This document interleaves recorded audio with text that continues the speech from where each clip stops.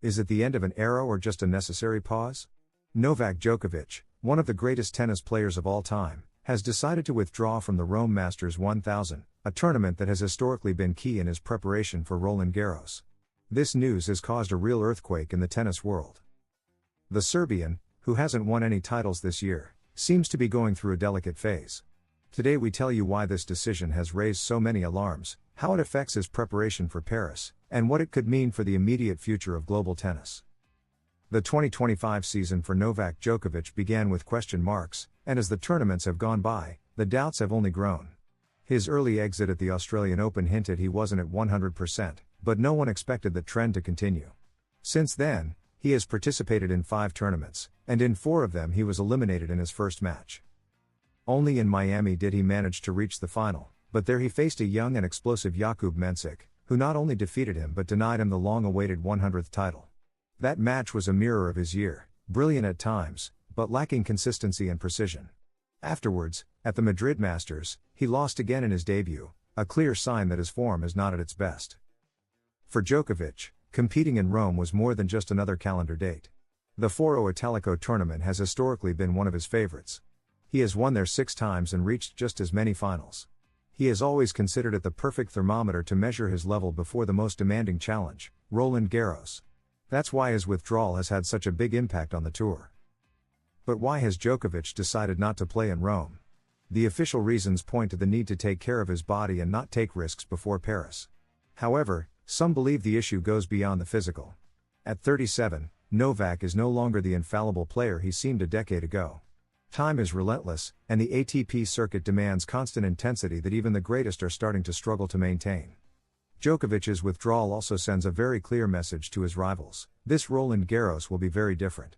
For the first time in many years, the Serb will arrive in Paris without a single win on clay during the season.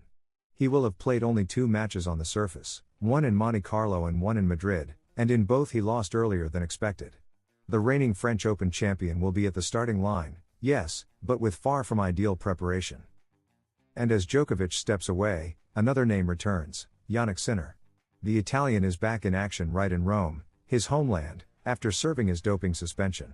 It will be his only tournament before Roland Garros, but he returns hungry, physically refreshed, and eager to become the new great dominator. The contrast between the two is stark: one withdraws, the other returns. One is in limbo, the other is ready to take over.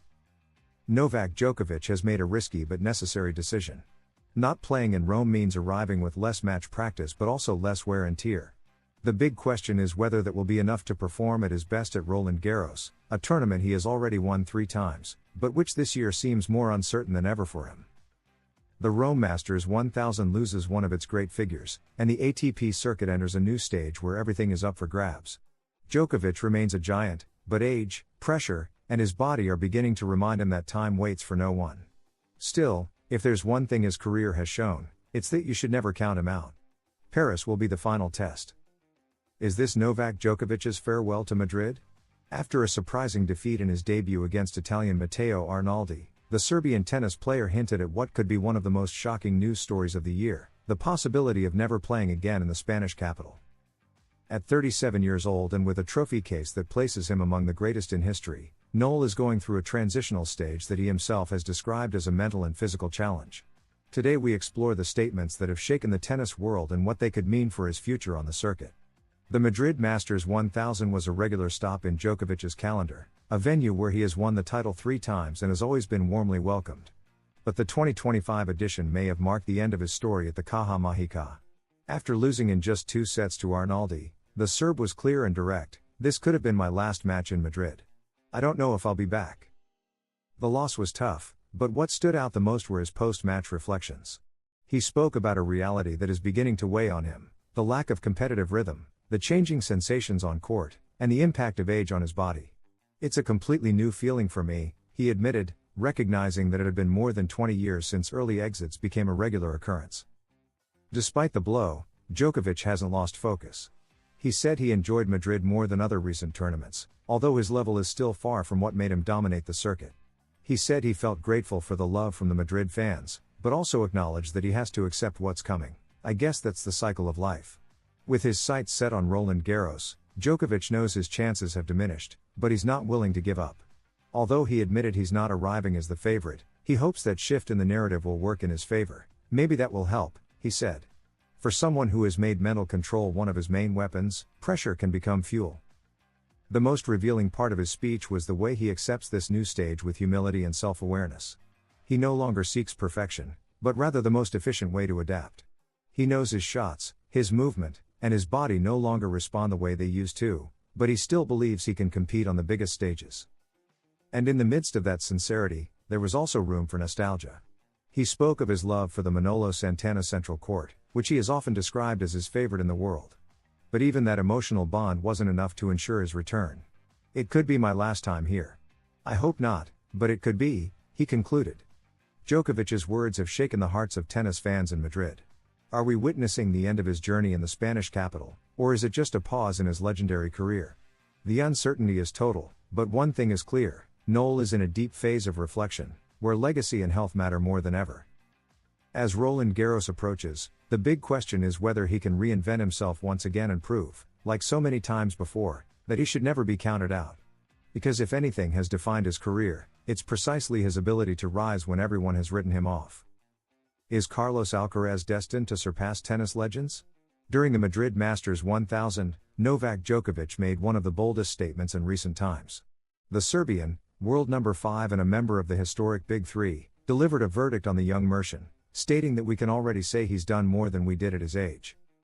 Noel's words not only reflect his respect for Alcaraz, but reignite the eternal debate: can Carlitos write an even greater story than Federer, Nadal, or Djokovic himself? Today we analyze why this comment has made headlines worldwide. Novak Djokovic, 24-time Grand Slam champion, doesn't give out praise lightly. But this time, his words about Carlos Alcaraz were as direct as they were significant. On the eve of the Mutua Madrid Open, where Noel was returning after his last appearance in 2022, the Serb not only lamented the Mercian's withdrawal, but made it clear that the young Spaniard has already outdone what he, Federer, and Nadal had achieved at his age. Alcaraz has already done more than we did at his age, he said. And the numbers back him up. At just 21 years old, Carlitos has won 4 Grand Slams, reached world number 1, and claimed multiple Masters 1000 titles. All this while still competing in a generation with active legends and fierce competition. Djokovic pointed out that the real dominance of the Big Three began at 23 to 24 years old. Federer won his first Grand Slam at 22. Nadal had already won several Roland Garros titles, yes, but hadn't yet completed the circle on other surfaces. Djokovic took even longer. He didn't establish total dominance until he was 24. In contrast, Alcaraz has already triumphed on clay, grass, and hard court. His versatility at such an early stage is what has surprised the world most. Beyond titles, Djokovic emphasized Alcaraz's tennis level, his blend of aggression, tactical intelligence, and winning mentality. He has everything he needs to make history, he said without hesitation. And that statement is no small thing coming from the most successful player of all time. But it's not all praise. These words also serve as a warning. Djokovic knows that in this circuit, a brilliant start isn't enough. What defined the Big Three was consistency. Years and years of dominance, winning under all conditions, enduring pressure, injuries, coaching changes, and evolving rivals. Can Alcaraz maintain that level for a decade? That's the question hanging in the air. For now, the Mercian is facing an uncomfortable reality. A new injury has sidelined him from Madrid, the very tournament where he first proved himself as the heir to the throne. And although he'll turn 22 off the court, recovering from his right adductor and left hamstring, the whole world is still talking about him. Why? Because he's the only one who's made Djokovic tip his hat. Djokovic's words aren't just compliments. They're a historic acknowledgement that Carlos Alcaraz is not just a promise, but a real threat to the records that defined an era. And the fact that one of the protagonists of that golden age is saying it gives it immense weight. But they also mark a new chapter. If Alcaraz has done more than Federer, Nadal, and Djokovic at his age, now he has to prove he can do more than them over an entire career. The road will be long, hard, full of ups and downs and injuries, but everything indicates that the Mercian doesn't just want comparisons, he wants to build his own legend. What does it feel like to beat your idol on one of the circuit's most iconic courts? Matteo Arnaldi knows it well. The young Italian tennis player pulled off one of the biggest upsets of the 2025 Mutua Madrid Open by defeating none other than Novak Djokovic, world number 5 and one of the all-time greats, in just 2 sets. What happened after the match was just as striking. Arnaldi approached Djokovic and told him something that left everyone smiling. What did he say? How did he experience this historic moment in his career? Today we bring you all the details of the stunning upset no one expected, and the most human confession you'll hear at a tennis tournament. From the start of the match, Matteo Arnaldi knew he was living something extraordinary. On the other side of the net wasn't just any player, it was his biggest idol, the man who has dominated world tennis for 2 decades, Novak Djokovic. The tension was palpable. At first I just tried not to crap myself, Arnaldi joked to Sky Sport, with the perfect mix of humor, humility, and emotion. Far from being intimidated, Arnaldi broke the Serb's serve in the very first game. Although his mind told him the comeback would come soon, his game said otherwise. He stayed strong, got into rhythm, and enjoyed the match without letting the stage or the opponent overwhelm him. That balance between respect and confidence was undoubtedly his greatest strength. And the Italian had it clear, being a Djokovic fan gave him an unexpected advantage. I've watched all his matches, I know his game in detail. That helped me a lot, he confessed. While Noel tried to decipher his young opponent, Arnaldi was already anticipating the champion's moves. At several moments, as he himself said, he knew exactly what the Serb was going to do. The emotional impact was as big as the sporting one.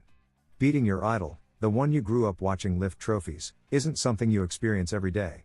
Yes, without a doubt it's my most special win, Arnaldi said, unable to hide his joy. It may not have been his brightest match technically, but it was certainly the most meaningful. And in a sports career, that means a lot. But even in the euphoria of his victory, Arnaldi didn't lose sight of Djokovic's true dimension. He's not at his best right now, but he's still different. In best-of-5 sets, at Roland Garros, it's a different story.